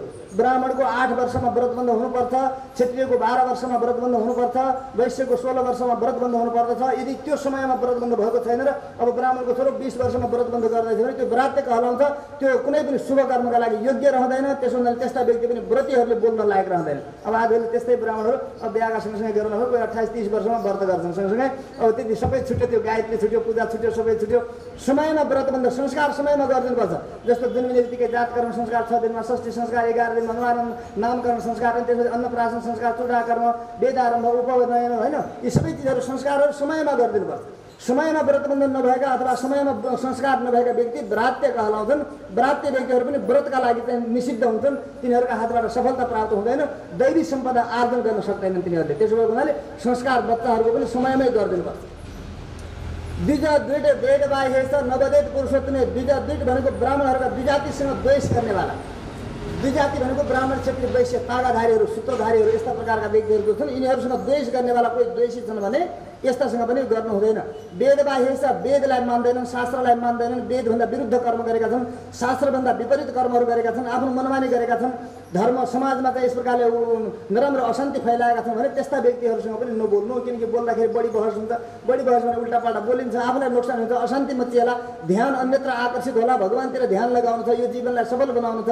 यतातिर यस्ता दुष्टहरूसँग बोलाबाली हुँदाखेरि मन बिग्रियो अनि दिनभरि त्यसैको चिन्तन हो, यता भगवानको चिन्तन छुट्दछ, आफूलाई नोक्सान हुन्छ। बरु तिनीहरूसँग टाढै रहनु राम्रो, तिनीहरूभन्दा नबोल्नु, परै बसिदिनु राम्रो हुन्छ। एभिर दुष्टम त काकैस्तः सूतकान्नम च यद भवेत्। एभिर यस्ता किसिमका दूषित भएका चिजहरूबाट बाँच्नु र काकैस्त कागबाट पनि। कागबाट दूषित भएको तपाईँले पानी ल्याएर राख्नु, काग आयो खाइदियो, अब कागले चुटाल्यो, पानी थियो, कागले एकैचोटि मुख मात्रै हाल्यो, अब के बिग्रियो भन्दै तपाईँले देखि जस्तो गरेर त्यही पानी चलाउन लाग्नु भनेदेखि त्यो पनि मन भएन। कागले जुठालेको, काग बोल्दाखेरिको यस्ता चिजहरू। सूतक अन्नम त कसैलाई सूतक परेको छ, अब त सूतकका परेकाहरूको घरको अन्न इत्यादि भएर चल्छ, ल्याउनुहोस् अन्न त भने त्यसमा के दोष र भन्दै त्यो नल्याउनु होला। पूजामा चाहिँ चलाउँदाखेरि, पूजा गर्दाखेरि, आराधना गर्दाखेरि कसैलाई सूतक जुठो परेको छ भने त्यस्ता घरको अन्न चाहिँ व्रतमा नचलाउनु, पूजामा नचलाउनु। किनकि त्यो चिजले के हुन्छ, जस्तो सुकै भयो भने त्यहाँ सूतक परेको छ, त्यो सूतकले गर्दा अशुद्ध नै हुन्छ, अपवित्र नै हुन्छ, त्यस्ता चिजहरू नचलाउनु, सूतकका अवस्थाको कुनै पनि नचलाउनु। दुई पाचितम त भने दुई पाचितम दुईपल्ट पकाएको नखानु। जस्तो कतिको बानी हुन्छ, बनायो बिहान अल्छी राख्यो, दिनभरि काम गर्न जानुपर्छ, अनि बनायो धेरै बनायो बिहान, अनि फ्रिजमा राखिदियो, बेलुका ल्यायो त्यही भुटेर खायो, सेकेर खायो। हो त्यस्तो गर्नु हुँदैन कहिले पनि, त्यो बासी खानु हुँदैन कहिले पनि। भन्नु दुईपल्ट पकाएको चिज खानु हुँदैन कहिले पनि, दोबारा पकाएर खानु हुँदैन। एक चिज एकपल्ट जो पाक्यो त्यतिखेर खायो, त्यस पछाडि ताजा ताजा बनाऊ, खाऊ, थोरै पकाऊ, ठिक छ। अलिकति किन मरे हत्या गर्नु के छ, त्यही खानका निमित्त त यो दुनियाँ तिगडम गर्नुपर्ने, संसार कुद्नुपर्ने, दौडिनुपर्ने, हाई हाई गर्नुपर्ने, अनि त्यही खानलाई पनि फुर्सद छैन भने के गर्नलाई मरे आउँछ, त्यो मरे हत्या गरेको किन त फेरि। त्यसो भएको हुनाले अलिकति होस राख, थोरै समय निकालिहाल, खानलाई त प्रेमले खाइदियो कम्तीमा, अरू केही नगरे पनि होइन, प्रेमले खाऊ, नयाँ बनाएर खाऊ, ताजा ताजा बनाएर खाऊ, बासी नखाऊ। दुई पाचितम दुईपल्ट पकाएर नखाऊ भने। दगधान जलेको चिज नखाऊ, कुनै पनि माम्री खाने भन्छन्, हिजो भनेको थियो नि, दगधान नखानु हुँदैन, जलेको माम्री त्यस्तो प्रकारको कुनै पनि चिज, दुध डढाएर खाने होइन। त्यसै प्रकारले माम्री त्यो कडी इत्यादिहरू बनाउँदाखेरि तल लागेको माम्री मन पराउने, भात पनि प्रसाद पनि बनाउँदाखेरि जलेको, खिर आदि जलेको, तलको भाँडोमा टाँसिएको लागेको जलेको त्यस्तो चिजलाई बढी खानु मन पराउँछन्, त्यस्तो चिज खानु हुँदैन। त्यसमा यस्तो पनि दग्ध पनि नखानु, नैवेद्यात् पुरुषोत्तमे, यसरी। अब अरू चिज के नखानु, पल्लान्डुम प्याज नखानु, लसुन नखानु, मुस्ताम भनेको मुस्ता हुन्छ त्यो नखानु, छत्राकम च्याउ नखानु, ग्रिन्दिनम गाजर नखानु भन्यो होइन, यस्ता प्रकारले गाजर नखानु। त्यसै प्रकारले नालिकम भनेको नलीवाला सागहरू होइन, यस्ता प्रकारका हुन्छन् ती चिजहरूलाई नलीवाला भने, जस्तो पिँडालु इत्यादिहरूको नलीवाला यस्ता जो सागहरू हुन्छन् ती नलीवाला सागहरू पनि खानु हुँदैन, मूलको मूला पनि खानु हुँदैन। वर्जयेत पुरुषोत्तम मासको व्रतमा यस्ता चिजहरूलाई वर्जन गर्नु, त्याग्नु, व्रतीहरूले त्याग्दैन यस्ता चिजहरू। पछि चाहिँ खान मन लागेपछि अब कहिलेकाहीँ पाचनका लागि औषधिका रूपमा केही चिज प्रयोग गर्नु मन लाग्यो, त्यसरी त्यो अलग कुरा हो। तर व्रतको अवस्थामा यी चाहिँ अशुद्ध अपवित्र नै हुन्छन्, साधनालाई सफल हुन दिँदैनन्, त्यसमा यस बेला चाहिँ त्याग्नै पर्छ। एतानि वर्जये नित्यम व्रति सर्व व्रतेष्वपि, केवल पुरुषोत्तम मासको व्रतमा मात्रै होइन, सबै व्रतमा। कुनै बेला पनि तपाईँ एकादशीको व्रत गर्नुहुन्छ, अरू बेला पनि कुनै 7 दिनको व्रत गर्नुहुन्छ, अथवा कुनै पनि व्रत गर्नुहुन्छ भने त्यो व्रतमा यी चिज सबै चिज छोड्नुपर्छ। कृच्छाद्यम चापि कुर्वीत सुशक्त्या विष्णु तुष्टये, भगवान्लाई खुसी गर्नका निमित्त कहिलेकाहीँ के हुन्छ त भन्दाखेरि कृच्छ चन्द्रायण आदि व्रत भन्ने हुन्छ। कहिलेकाहीँ यसो सकिन्छ, शक्ति छ, शरीरमा ताकत छ भने आफूलाई आफ्नो शरीरको अवस्थालाई बुझेर त्यस्तो कृच्छ चन्द्रायण आदि व्रत गर्नुपर्छ। कृच्छ व्रत भनेका, चन्द्रायण व्रत भनेको कस्ता हुन् भनेदेखि 1 मास पर्यन्तका यी पनि व्रत हुन्, ठुला व्रत हुन् यिनीहरू। ठुल्ठुला ब्रह्महत्या आदि महापापहरूबाट पनि बचाउनेवाला यी व्रतहरू हुन्। यी व्रतका लागि 1 महिनाको नियम हुन्छ। जस्तो कि प्रतिपदाको शुक्ल पक्षको प्रतिपदादेखि यो सुरु गरिन्छ। शुक्ल पक्षको प्रतिपदादेखि सुरु गरेर प्रतिपदाको दिन 1 गाँस खाने, दिनभरि भगवानको भजन गर्ने, 1 गाँसभन्दा बढी खान पाइँदैन। द्वितीयको दिन 2 गाँस खाने, तृतीयको दिन 3 गाँस खाने, चतुर्थीका दिन 4 गाँस खाने, यसो गर्दा गर्दै पूर्णिमाका दिन 15 गाँस खाने। 15 दिन भयो, 15 दिन 1-1 गाँस गर्दै गर्दै गर्दै बढाएर 15 गाँस खायो। अब कृष्ण पक्ष लाग्यो, कृष्ण पक्ष लाग्दाखेरि अब कृष्ण पक्षमा के गर्ने त 14, अब 15 गाँस खाएको छ, अब 14 गाँस, 13 गाँस, 12 गाँस, 11 गाँस, जसरी 1-1 गरेर बढाएको थियो 15 गाँससम्म, त्यसै गरी 1-1 गाँस घटाउँदै घटाउँदै औँसीमा आएर के गर्ने त 1 गाँस मात्रै खाने। अब त्यो व्रतलाई पुरा गर्ने। यसरी यो नियमले चाहिँ त्यति मात्रै खाने, त्योभन्दा बढी नखाने, यसरी पुरै महिना दिनभरि चाहिँ भगवानको आराधना यसरी गरिरहने। यसरी गरेर पनि कहिलेका कृच्छ शरीरलाई सुकाउने, यस प्रकारले कहिलेका कृच्छ शरीरको अवस्थालाई हेरेर त्यसो गरेर पनि पाप नष्ट गरेर हरिलाई प्रसन्न गर्न सकिन्छ। यो पनि गर्ने, त्यो शरीरको अवस्था हेरेर गर्ने व्रत हो। कुष्माण्डम कुविन्डोहरू नखाने, बृहति चैव, बृहति भनेको त्यो गोलो लौका नखाने भनेको होइन, कुविन्डो नखाने। अनि त्यसै प्रकारले गोलो लौका नखाने। लामो लौका चाहिँ भोग लगाउन मिल्छ भगवान्लाई, तर गोलो लौका पनि मिल्दैन है, गोलो लौका पनि खानु हुँदैन यो होइन। त्यसै प्रकारले तरुणी मूलकम, त्यसै प्रकारले मूल आदिहरू इत्यादिहरू भयो होइन। श्रीफलम कलिङ्गम, यस्ता प्रकारले श्रीफल आदिहरू भए। अनि कलिङ्ग भयो, कलिङ्ग भनेको यो पालक जस्तै यस्तै हुन्छ। अनि धात्रीफलम अमला आदिहरू पनि त्यस बेला व्रतमा चाहिँ प्रयोग गर्ने। नारिकेल केल अम्बुवा पोटलम परमल इत्यादिहरू भए। चर्म वृन्तागम माने धेरै फल बीज भएका बैगुन आदिहरूको साग हुन्छ, चिलाउने खालका पनि हुन्छ, शरीरलाई एकदम चर्म रोगलाई पैदा गर्नेवाला हुन्छन्, त्यस्ता प्रकारका बैगुन भयो, पिँडालु आदिहरू भए। यस्ता अलि यिनीहरू गरिष्ठ पनि गर्छन् र चर्म रोग आदिहरूलाई पैदा गर्दछन्, उद्विग्नता पैदा गर्दछन् मनमा। अनि यसै प्रकारले भन्नुहुन्छ जलजम, जलमा उत्पन्न भएका सागहरू जस्तो निगुरो भयो होइन, जलमा भएका अरू पनि जलमा धेरै किसिमका सागहरू हुन्छन्, पानीमा मात्रै उत्पन्न हुने त्यस्ता प्रकारका जलमा उत्पन्न हुने साग आदिहरू नखाने। शाखा अन्यानि वर्जाणी क्रमात् प्रतिपदादिषु, यिनीहरूलाई कसरी छोड्ने त भन्दा कुनलाई कुन तिथिमा छोड्ने भन्ने नियम हुन्छ। यस्ता जो अहिले चिजहरू बतायो, यिनीहरू प्रतिपदाको दिन के नखाने, द्वितीयका दिन के नखाने, तृतीयका दिन के नखाने भनेर यस प्रकारको पनि नियम हुन्छ। यसरी पनि खान्छन्। धात्री फलम रबौ तावत, जस्तो अमला नखाने भने अमला चाहिँ आइतबार मात्रै नखाने, अरू दिन चाहिँ खान मिल्छ फेरि, अरू दिन चाहिँ खान मिल्छ, आइतबारका दिन अमला नखाने भन्नुभयो। धात्री फलम तावत पर्दै सर्वदा वृत्ति, सधैँ नै आइतबार त कहिले पनि अमला नखाए पनि हुन्छ, अरू बार मात्रै खाने। यदि भयो वर्धयत किञ्चित पुरुषोत्तम तुष्टै, अब यसरी तपाईँले व्रतको नियम बनाउनु भयो। यो खान्छु, यो खान्न, यसरी खान्छु, यसरी खान्न, यो नियम हो, यो चाहिँ भगवान्लाई खुसी गर्नका लागि ठिक छ, यो हविष्यान्न बनाएर खानुपर्छ, भगवान्लाई भोग लगाएर खानुपर्छ भन्ने नियमहरू सिक्नुभयो। अब त्यही नियमअनुसारले तपाईँले नियम बनाउनु भयो। नियम बनाइसकेपछि जे चिज व्रत गर्दाखेरि खान छोड्नु भएको छ त्यही चिज चाहिँ तपाईँले पुरुषोत्तम भगवान्को पुष्टिका निमित्त व्रत पूर्ति भएपछि व्रतको पूर्णतामा उत्तम ब्राह्मणलाई बोलाएर, राम्रो ज्ञानी ब्राह्मणहरूलाई, पढे लेखेको ब्राह्मणलाई बोलाएर त्यही चिज दान गरेर अनि खान सुरु गर्ने। त्यो चिजलाई फेरि जुन चिज छोडेको छ, जो खान्न भनेको छ, त्यो खान्न भनेको चिज चाहिँ व्रत पूर्ण भएपछि पूर्णाहुति पछाडि अनि त्यस पछाडि त्यही चिज दान गरेर अनि खान मिल्दछ। सर्वदैवतम हि, त्यस प्रकार कुरियाद एतास्त नियमान व्रति कार्तिक माघ हो। यही व्रत कार्तिकको व्रत गर्छन्, कसैले माघको व्रत गर्छन्, कसैले वैशाखको व्रत गर्छन् होइन। अरू महिनामा पनि व्रत गर्ने चलन हुन्छ। अरू महिनाका व्रतीहरूले पनि यही नियम पालन गर्नुपर्दछ। यस्तै प्रकारले खाने नखाने विचार गर्ने कुराहरू, यो सबै आत्मरक्षाको लागि हो। यो सबै मनको बुद्धिको रक्षाको लागि हो। जस्तो खायो अन्न त्यस्तै बन्छ मन।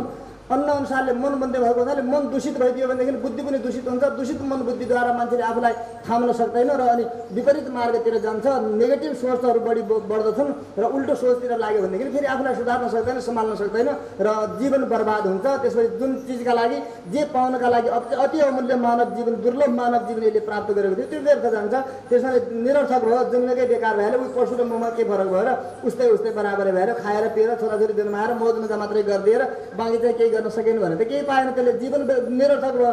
त्यसमा जीवन सफलताको निमित्त, आफ्नै शुद्धिका निमित्त, आफ्नै कल्याणका निमित्त यी चिजहरूलाई नियम बनाउनु पर्छ। अथवा घृतपानम वा पयपान के भन्नु, उपोषणेन कर्तव्य, सक्नुहुन्छ भने उपवास गरेर गर्नुहोस्। यो सक्नेका लागि हो है, फेरि सबैले उपवासै गरे मात्रै धर्म हुन्छ नभन्नु होला। किनकि सकिन्छ भनेदेखि उपोषेण उपवास गरेर गर्नु। उपवास भनेको पनि भोकै बस्नु मात्रै नभएर उपसमीपे वास, भगवानको सन्निधिमा वास गर्नुहोस्, भगवानकै नजिकमा रहनुहोस्, भगवान भनेर टाढा नहुनुहोस्। हर समय खाँदा पिउँदा हिँड्दा डुल्दा उठ्दा बस्दा भगवान भगवान भगवान भनेर भगवानकै नजिकमा रहनुहोस्, भगवानकै सेरोफेरोमा रहनुहोस्, कुनै बेला पनि भगवानबाट टाढा नरहनुहोस्। यसको नाम उपवास हो। एउटा त यसरी गर्नुहोस्, अथवा भोकै रहने इच्छा छ भने ठिक छ भोकै रहनुहोस्, केही भएन, त्यो उपवास गर्नुहोस्। सकिन्छ भने, सकिँदैन शक्ति छ भने त्यसरी गर्नुहोस्। शक्ति छैन भनेदेखि घिउ पिएर बस्नुहोस् भने होइन, घिउ पिउनुहोस् मजाले, आधा कटोरी 1 कटोरी कति। अब आजभोलिका घिउ त झन् खानै हुँदैन कसैलाई होइन, बिमारी छ दुनियाँभरिको, पचाउनै सक्दैनन्। अब घिउ पिएर पनि सक्नुहुन्न भनेदेखि दुध पिउनुहोस्। अब त्यो पनि सक्नुहुन्न भनेदेखि फलाहार, नम्र किसिमका पचाउन सक्ने खालका फलाहार गर्नुहोस्। तर केही न केही गर्नुहोस्, आहार चाहिँ गर्नै पर्छ। किनकि यो शरीर पनि साधन हो, साधनै बिग्रियो भनेदेखि तपाईँको मोटरसाइकलमा तेल हाल्नु भएन भने तपाईँको मोटरसाइकल बन्द भइदिन्छ। अब कसरी जानुहोस्, तपाईँको यात्रै सकिन्छ, यात्रै बिग्रिहाल्छ। त्यसो भए भन्दाखेरि यसमा तेल त हाल्नै पर्छ होइन, त्यसो कारण यसलाई पनि केही न केही दिइरहनु पर्छ। भोकै रहेर मात्रै धर्म हुन्छ भनेर नसोच्नु होला, यसरी भोकै रहेर धर्म हुँदैन। फलाहारमा फलाहार गर्नुहोस्। यथाशक्ति व्रतार्थन, यथाशक्ति आफ्नो कस्तो शारीरिक अवस्था छ, आफ्नो परिस्थिति कस्तो छ त्यस अनुसारको। है मैले त व्रतै गर्न सकिनँ, म त भोकै रहन सकिनँ, अब त मेरो धर्मै भएर सत्यनाश भइहाल्यो भनेर रुने जरुरत छैन। भोकै रहेर मात्रै धर्म हुने होइन, यो कुरालाई विचार गर्नु होला। व्रतभङ्गो यथा नस्या तथा कार्यम विचक्षण, व्रत भङ्ग नहोस्। व्रत के हो त भन्दाखेरि, व्रत भनेको एउटा सङ्कल्प हो। हाम्रो सङ्कल्प के हो त भन्दाखेरि यो जीवन बडा अमूल्य छ, दुर्लभ छ, बहुत कृपा गरेर भगवानले यो जीवन दिनुभएको छ, खेर नजाओस्। जसरी पनि यो जीवनमा भगवानलाई प्राप्त गरेर साफल्यता प्राप्त गर्नु छ भन्ने हाम्रो सङ्कल्प हो। त्यसमा विघ्न नआओस्, त्यो चाहिँ सफल होस् कसै गरी पनि। जे गर्दा बिग्रिन्छ त्यसलाई छोड्ने, जे गर्दा बन्छ त्यसलाई मात्रै ग्रहण गर्ने, यो नियम बनाउनु पर्दछ भन्नु। त्यसै प्रकारले पुण्येनि प्रातरुत्थाय कृत्वा पौर्वानिकी क्रिया, पुण्येनि प्रत्येक दिन के गर्नुपर्छ त प्रातः उत्थाय, बिहान उठिहाल्नुपर्छ। ब्रह्म मुहुर्तमा उठ्न चाहिँ नछोड्नुहोस्। ब्राह्मे मुहुर्ते उत्थाय चिन्तयेत् आत्मरोहितम, बिहान उठ्ने बित्तिकै ब्रह्म मुहुर्तमा उठेर मेरो कल्याण केमा छ त, म के गर्दैछु, मेरो जीवन कसरी सफल बन्छ त भनेर त्यो कुरालाई पहिला सोचिहाल। अनि त्यही अनुसारको दिनभरिको क्रियाकलाप बनाऊ। दिनभरि के गर्नुपर्छ, मेरो कल्याण त यही गरेर हुन्छ भने बिहानै सोचेको छ, यो गर्दा मेरो कल्याण हुन्छ, मेरो जीवन सफल हुन्छ भन्ने बुझेको छ बिहानै, हो त्यही अनुसारले अगाडि बढाउने। प्रातः उत्थाय पौर्वानिकी क्रिया, पूर्वानिकी क्रिया स्नान आदिहरू, वस्त्र आदिहरू धारण गर्ने, नित्य नैमित्तिक कर्महरू, तर्पण इत्यादिहरू सबै ऋषि देव पितृहरूको स्मरण आदि सबै गरिसकेपछि गृहणीयात नियमम भक्त्या श्रीकृष्ण हृदय संस्मरण, भगवान श्रीकृष्णलाई हृदयमा राख। हृदयमा काम क्रोध लोभ मोह मद मात्सर्य आदि विकारहरू छन्, तिनलाई राखेको छ। यता व्रत पनि गरेको छ, त्यो व्रत सफल हुँदैन। हृदयमा भगवानलाई राख, हृदयमा राम्रो कुरालाई राख। सर्वजन सुखाय सर्वजन हिताय, यस्तो चिन्तन गर। स्वच्छ पवित्र सबैको कल्याणका लागि राम्रो सकारात्मक सोचहरूलाई पहिले बनाऊ। बिहानै उल्टो सोच, कुनै चिजलाई पनि उल्टो नकारात्मक सोचहरू आउँछन् भने त्यो खानपानको कारणले आउँछ, त्यसलाई त्याग। उपवासस्य नक्तस्य तैग भुक्तस्य भूपते, उनले सुनाउनु भयो वाल्मीकि मुनिले कि उपवासको के फल हुन्छ, राति खाँदा के फल हुन्छ, दिउँसो खाँदा के फल हुन्छ, अथवा फलाहार गर्दा के फल हुन्छ। एकम त निश्चयम कृत्वा व्रतमेतत् समाचरेत्, एउटा निश्चय गरेर म उपवास गरेर गर्न सक्छु कि आफ्नो अवस्थालाई हेर्नु। उपवास गरेर यदि 1 महिना बिताउन सक्दिनँ, बिचैमा बिमारी हुन्छ, छुट्यो भनेदेखि व्रत खण्डित भयो, पुरा व्रत भएन। यदि उपवास गरेर सक्ने खालको शारीरिक अवस्था छैन भने उपवास नगर्ने।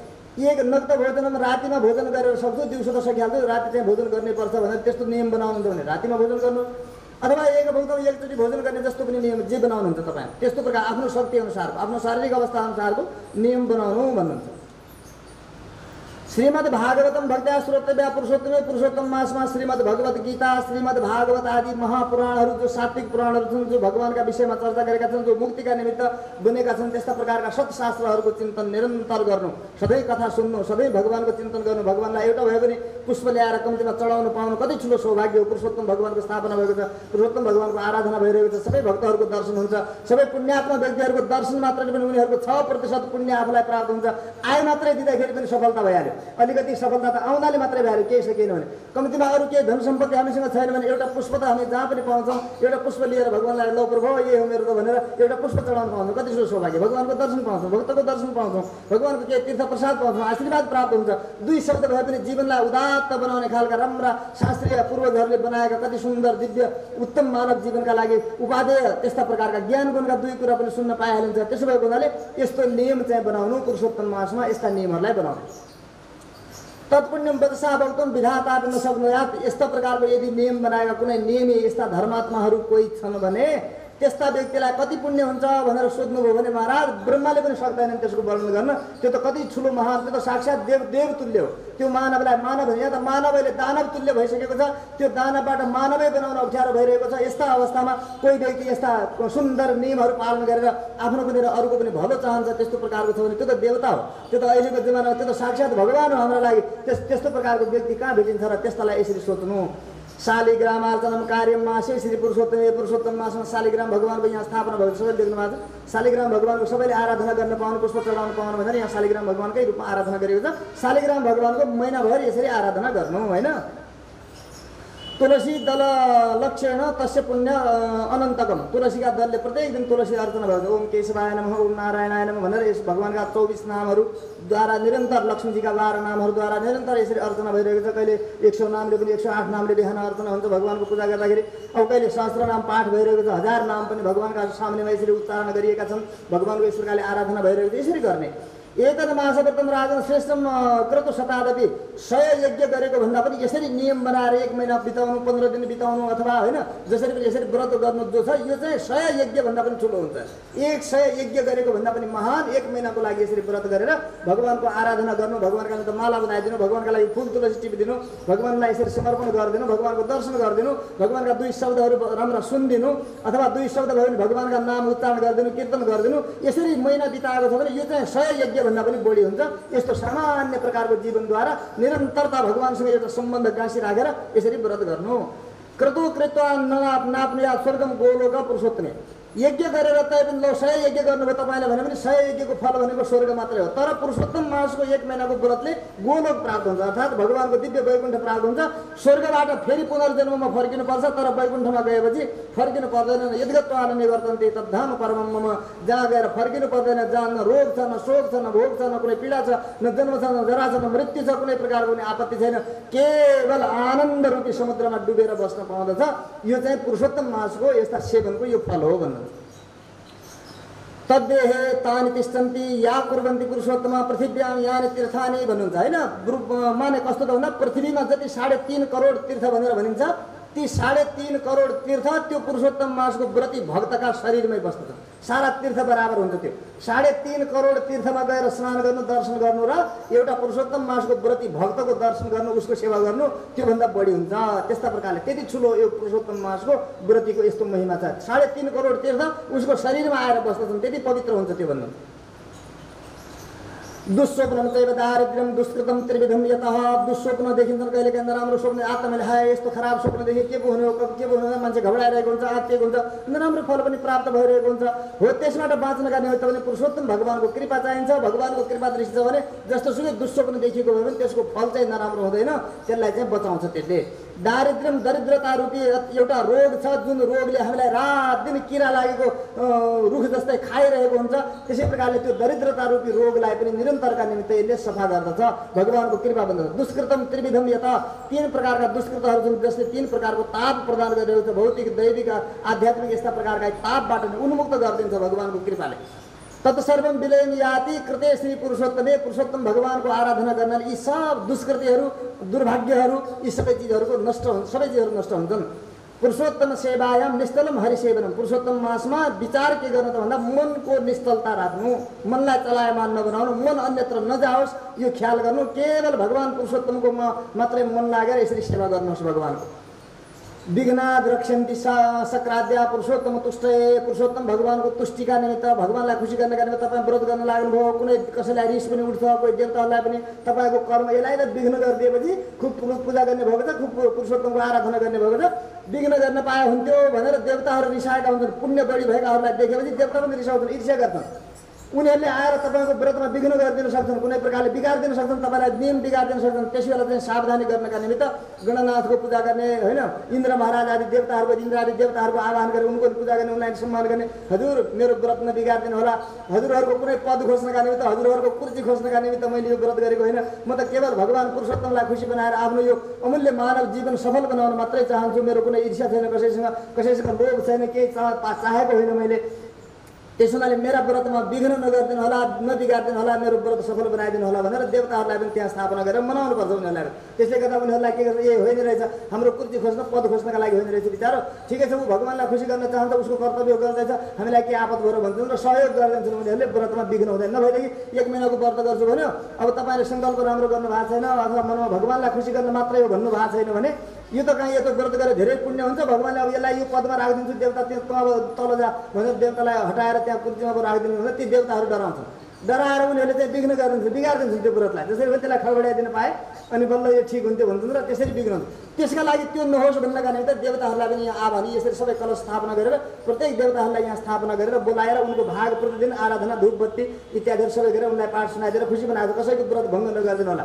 यहाँ यो व्रत कसै तपाईँहरूका पद खोज्नका लागि होइन, तपाईँका कुर्सीको मोह तपाईँलाई आएन छ, तपाईँलाई बसिराख्नुहोस् होइन। हामीलाई त खालि भगवान खुसी भए हुन्छ, आफ्नो पुरुषोत्तम भगवानको आराधना यो कर्तव्य बुद्धिले गरेका हौँ भन्ने कुरा यहाँ आराधना गरिएको छ, प्रार्थना गरिएको। अरू भन्नुहुन्छ यसै प्रकारले विघ्न पुरुषोत्तमस्य व्रतिलो यत्र यत्र वसन्ति च भूत प्रेत पिशाचा ध्यान तिष्ठन्ति तदग्रतः। पुरुषोत्तम मासका व्रती, पुरुषोत्तम भगवानका भक्त वैष्णवहरू जहाँ जहाँ बस्दछन् त्यहाँ भूत प्रेत पिशाच इत्यादिहरू डाक्ने साक्ने मन्त्र तन्त्र टुना जादु कसैका केही पनि त्यो छेउ पर्दैन। त्यहाँ त उनीहरूलाई त एकदम आपत परिहाल्छ, बौलाइहाल्छन्। त्यहाँ बस्नै सक्दैनन् तिनीहरू, त्यो छेउमा जाँदैनन्। तिनीहरूको डर मान्ने आवश्यकता पनि छैन। कुनै भूत प्रेत पिशाच इत्यादिहरू त्यस्ता कोही उनका छेउछाउै पर्दैन। भगवानका हुन् यी त, यिनलाई हामीले चलायौँ, यिनलाई कुनै प्रकारको विघ्न गऱ्यौँ भनेदेखि नाश गर्छन्, हामीलाई भगवानले दण्ड दिनुहुन्छ, तिनीहरूका छेउै जाँदैन। त्यसैले भगवानका व्रतीहरूले कसैसँग डराउने आवश्यकता छैन। न भूत लाग्छ त्यसलाई, न प्रेत लाग्छ, न पिशाच लाग्छ, न कुनै अरू कुनै पनि उसले त्यसलाई विघ्न गर्दैनन्। एवं यो विधिना आराधन कुर्यात। श्री पुरुषोत्तम यो विधिले, यो नियमले यसरी बिहानदेखि बेलुकासम्म दिउँसोसम्म गर्ने नियमहरू पुरा गरेर जसले पुरुषोत्तम भगवानको व्रत गर्छन् सहस्र वदनो नालम तत्फलम भक्तु वन्दसा।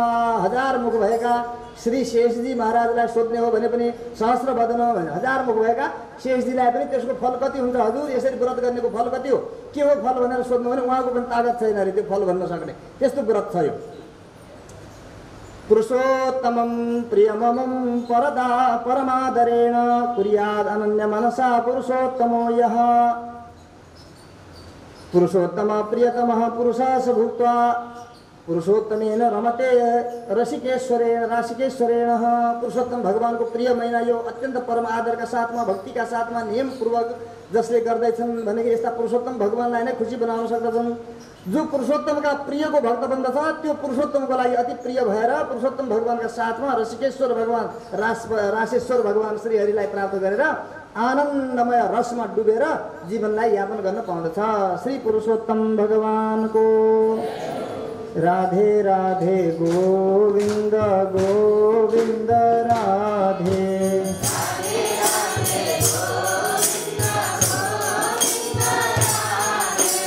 राधे राधे गोविन्द गोविन्द राधे।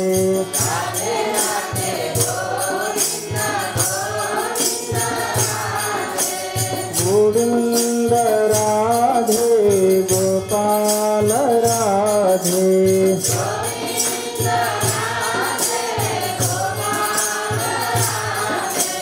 गोविन्द राधे गोपाल राधे।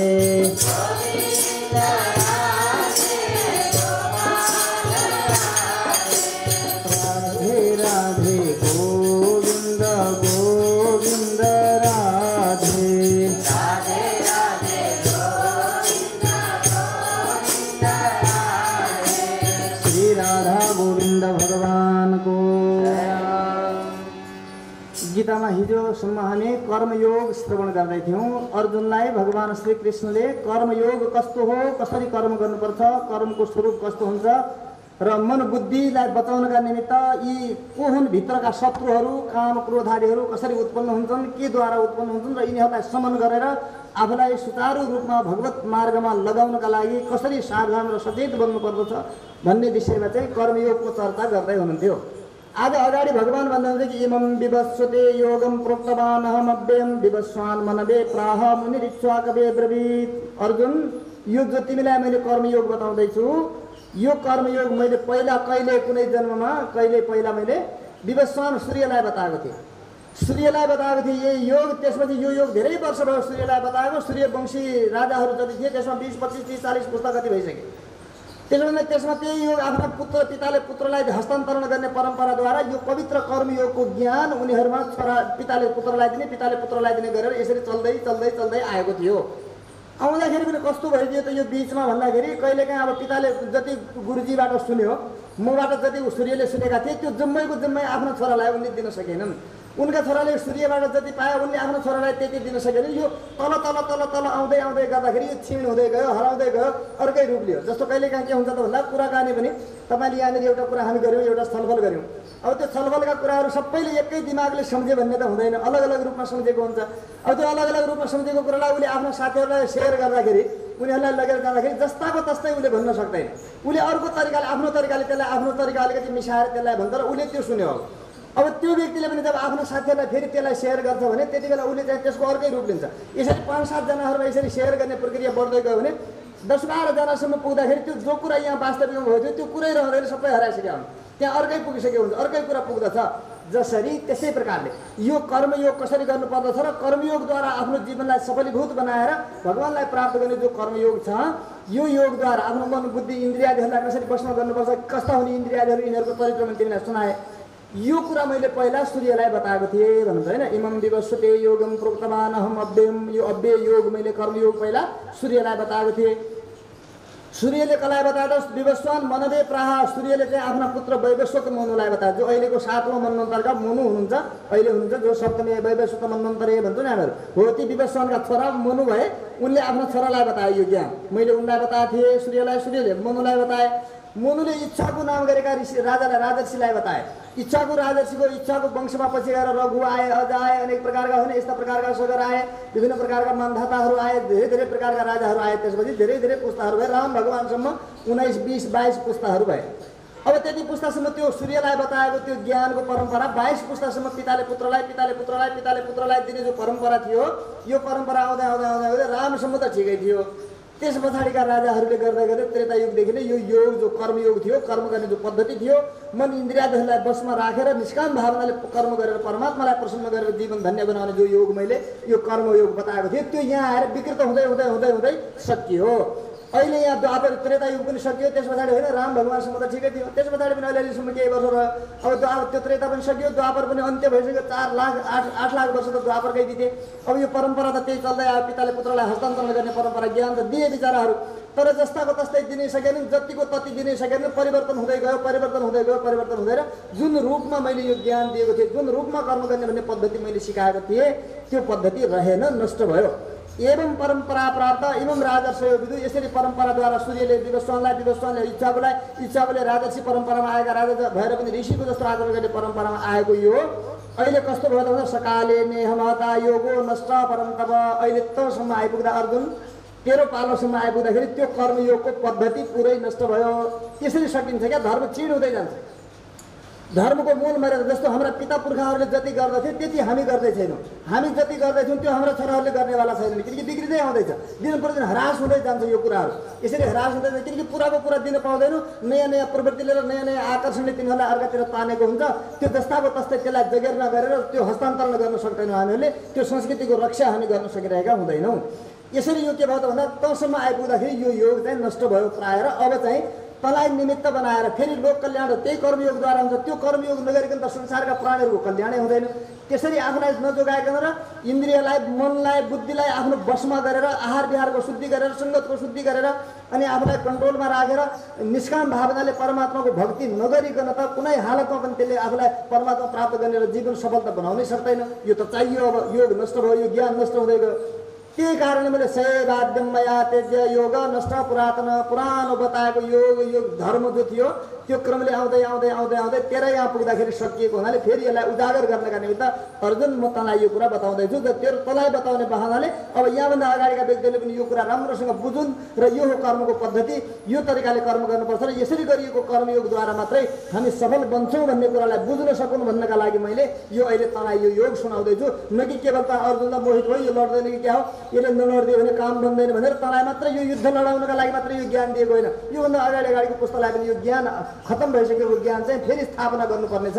त्यसो हुनाले मैले यो गरेको छु।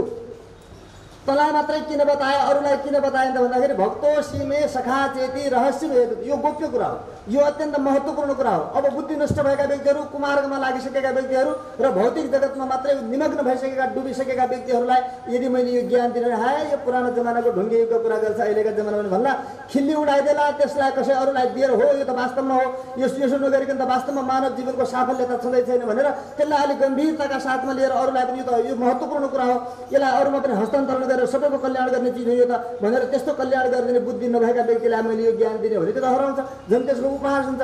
त्यसो हुनाले तँलाई मात्रै मैले एउटा पात्र बनाएँ, रोजेँ मैले, राम्रो ज्ञान यसलाई चाहिँ दिएँ भनेदेखि यो ज्ञान नष्ट हुँदैन, यो जरुर फैलिन्छ र यो ज्ञानले सबैलाई कल्याण गर्छ भनेर यसरी दिएको हुँ। तब हेर्नुहोस् आज विश्वमा सबभन्दा बढी छापिने ग्रन्थ हो त केवल गीता मात्रै हो र विश्वको सर्वमान्य ग्रन्थका रूपमा यदि मानिन्छ भने यो गीता नै हो। चाहे त्यो क्रिस्चियन होस् त्यसले पनि गीता मान्दछ, चाहे मुसलमान होस् त्यसले पनि गीता मान्दछ, चाहे मृक्ष देशका व्यक्तिहरू तिनीहरूले पनि गीता मान्दछ।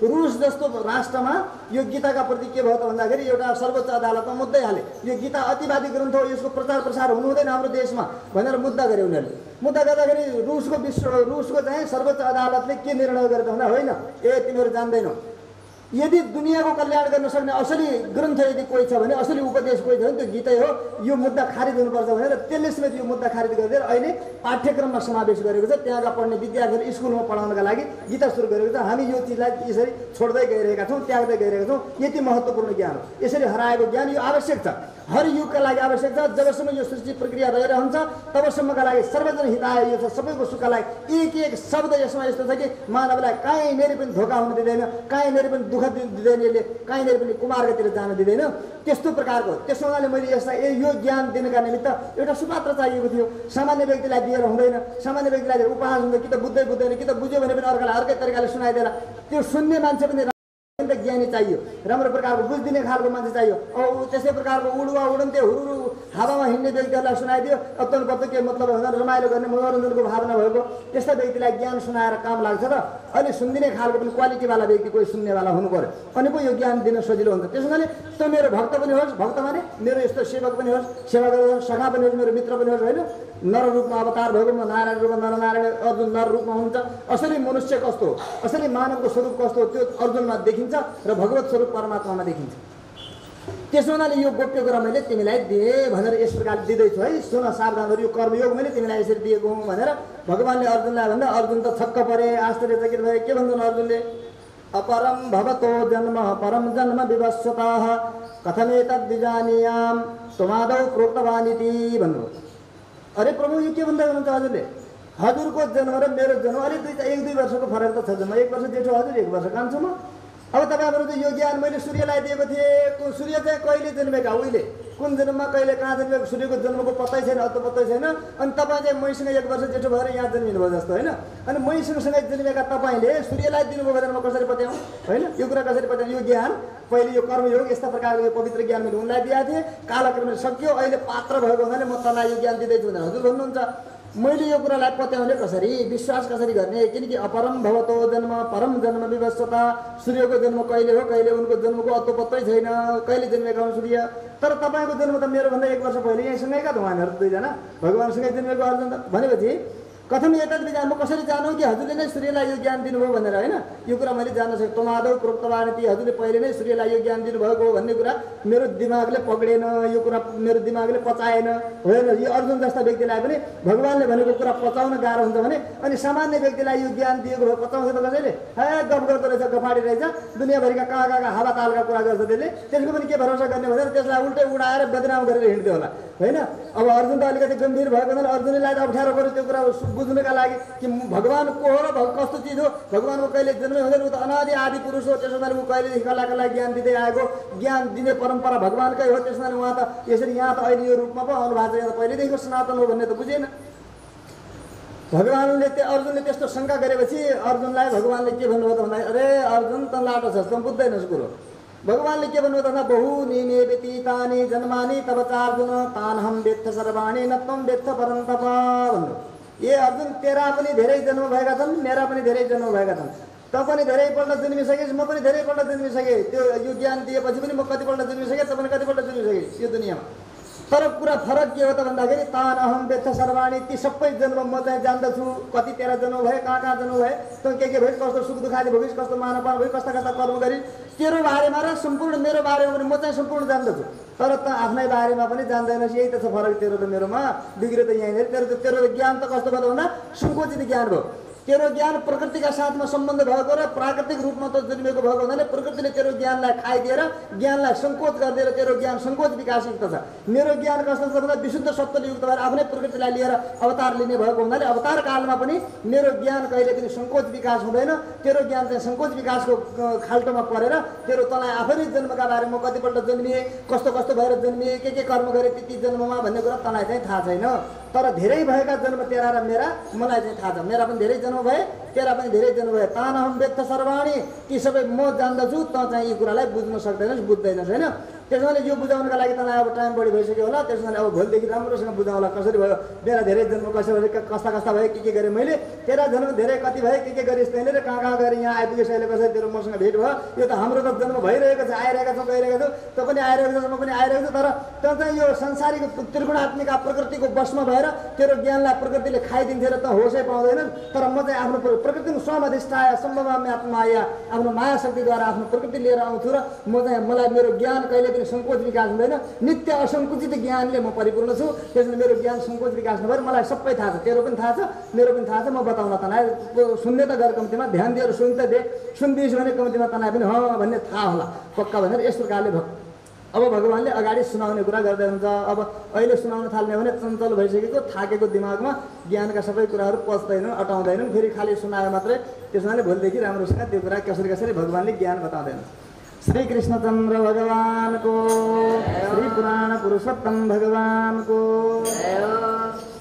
राधे कृष्ण गोविन्द गोपाल राधे माधव।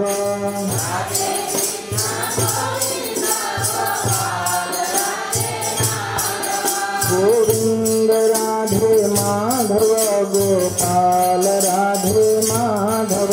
गोविंद राधे माधव गोपाल राधे माधव। गोविंद राधे माधव गोपाल राधे माधव। गोविंद राधे माधव गोपाल राधे माधव। राधे कृष्ण गोविंद गोपाल राधे माधव। राधे कृष्ण गोविंद गोपाल राधे माधव। राधे कृष्ण गोविंद गोपाल राधे माधव। राधे कृष्ण गोविंद गोपाल राधे माधव। श्री राधा माधव भगवान को। चंद्रमा मनसो जात सत्यो सूर्यो जायता श्रोत्राद् वायुश्च प्राणश्च मुखादग्निरजायता इदगुं हविः प्रजननं मे अस्त शरीरगुं। सर्वगणगुं स्वस्तये आत्मशनि प्रजाशनि पशुशनि लोकशन्यभय शनि अग्निः प्रजां बहुनां मे करोत्वन्नं प्रयोरेतोऽस्मात् सुदत्ता। सालग्राम महाक्षेत्रे निवासाय महात्मने श्रीभूनीलादिनाथाय मुक्तिनाथाय मङ्गलम्।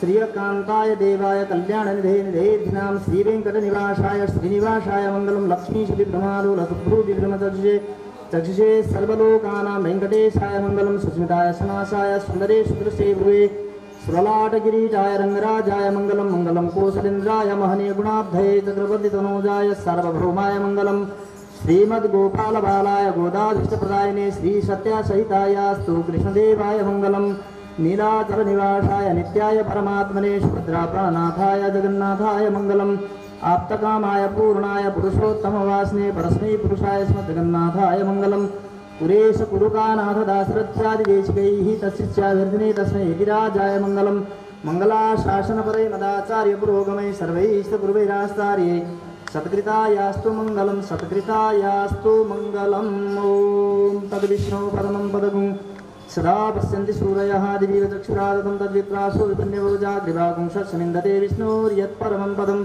पर्याप्त्यानन्तरायाय सर्वस्तोमोतिरारात्रोत्तम भवति सर्वस्यावते सर्वसिद्धिते सर्वमेव तेनाप्नोति सर्वं जयति हरिः ओम शान्ति शान्ति शान्ति जयतु देवो देवकी नन्दनोऽयं जयतु कृष्ण वृष्णिवंशप्रदीपा जयतु मेघश्यामला कोमलाङ्गो जयतु पृथिवी भारणासो मुकुन्द सुगन्धवल्ली शतपत्रजाति सुवर्णचम्पावकुलोद्भवानि गृहाण देवे समयार्पितानि प्रभो हरे श्री तुलसीदलानि मन्त्रपुष्पाञ्जलिं समर्पयामि ओम केशवाय नमः ओम नारायणाय नमः ओम माधवाय नमः ओम गोविन्दाय नमः ओम विष्णवे नमः ओम मधुसूदनाय नमः ओम त्रिविक्रमाय नमः ओम वामनाय नमः ओम श्रीधराय नमः ओम ऋषिकेशाय नमः ओम पद्मनाभाय नमः ओम दामोदराय नमः ओम वासुदेवाय नमः स्त्रियै नमः मृत्युध्रुवाय नमः ओम कुमलाय नमः चंद्रसहोदरी नमः विष्णुपत्नी नमः ओम वैष्णवे नमः ओम वरारोहाय नमः हरिवल्लभाय नमः सारंगिने नमः देवदेविकाय नमः लोकसुंदरी नमः महालक्ष्मी नमः सर्वाभीष्टप्रदायिने नमः नित्यभ्यो नमः